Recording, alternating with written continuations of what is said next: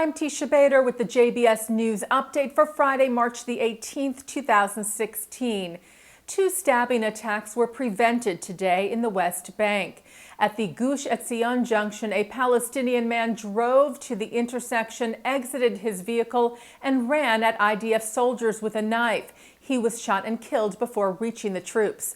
And just moments earlier at the Sha'ar Binyamin industrial zone near Ramallah, a vehicle dropped off two Palestinian teenage boys who approached soldiers standing in the area in a suspicious manner.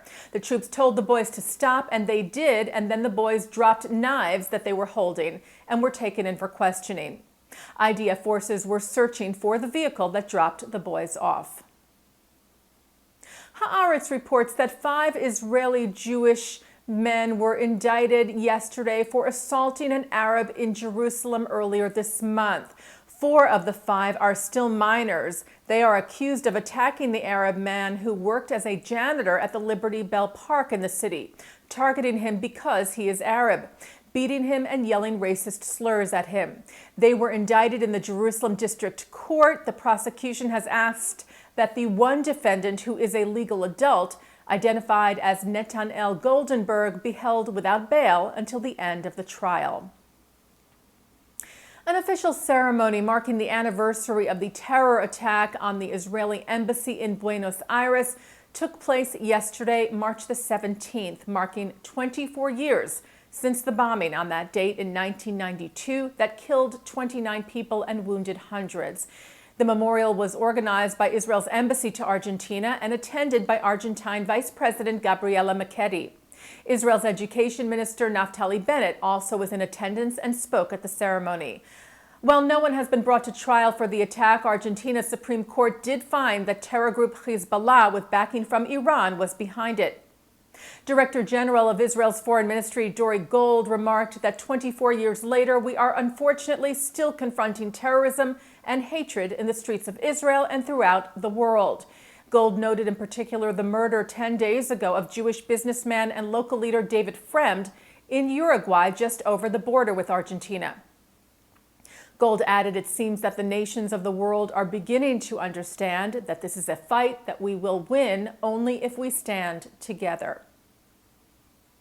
A leadership delegation of the American Jewish Committee was in Israel this week. The group was led by AJC President Stanley Bergman and CEO David Harris. They met with Israeli Prime Minister Benjamin Netanyahu, as well as with several government ministers, and also with the European Union's Special Representative for the Middle East peace process, Fernando Gentilini, as well as with the ambassadors to Israel of Cyprus and Egypt. Issues addressed during the 2-day visit included Israel's geopolitical opportunities and challenges in the current Middle East, and how that affects progress in Israeli-Palestinian peace talks. They also addressed deepening ties between Israel and the American Jewish community.